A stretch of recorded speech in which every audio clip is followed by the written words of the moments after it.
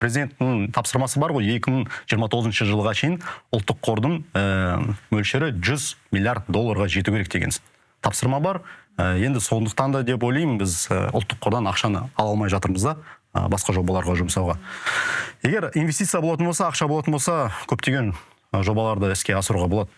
Жобаларды бөлу керек деп ойлаймын. Үлкен жобалар бар, орта жоба бар, кіші жоба бар. Сосын біздің шамамыз келетін жобалар бар, Қазақстан өзі жасайтын, немесе шетелдік технологияға жөніндегі тәжірибеге тәуелді жобаларымыз бар. Ең мықты жобалардың бірі Қазақстанда теңіз Chevroil, оның айдан анық. Алдында 93-те келген кезде қол қойылды. Жаңа сіз адамның жеке сөзімен де негіз қарап отырсаңыз ешқандай бәлкім неде болған жоқ. Жылдам қосылды. Сол кезде 90-шы жылдардың соңына қарай олар 3 этапқа бөлді. 3 этапқа бөлді. Үшінші этапында біз 40 миллион тонна жеткіземіз деген сол кезде келісім шартқа қойды. 40 миллион тонна жеткіземіз.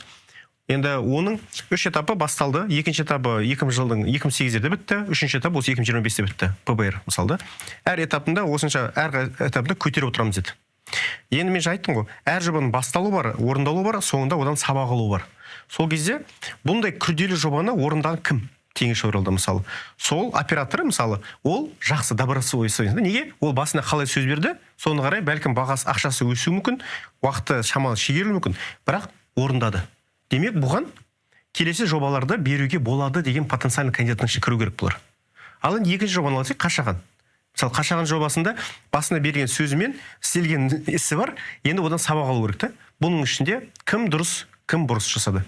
Содан келесі, мысалы, үлкен жобалардың арасында Қашаған екінші фазасы болу керек деп ойлаймын. Неге?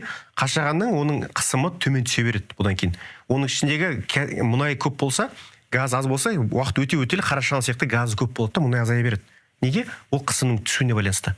Сіз ол мұнайды қысымын жоғары болып тұрғанда алып қалмасаңыз, келешекте оның өнімін көтере алмайсыз. Қысым түскен үшін.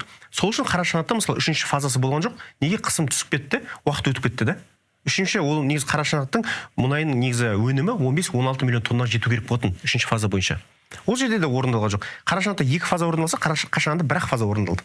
Сонда қарап отырсаңыз, бұл мониторинг қой, сабақ алу да. Теңіз Chevroil қалай болды? Қашаған қалай болды? Қарашаған қалай болды? Осыдан сабақ ала отыра, келесі этапқа, мысалы, екінші этап, жәндегі айтқанымда, Қашағанның екінші фазасы болды, сол үлкен жоба болады негізі.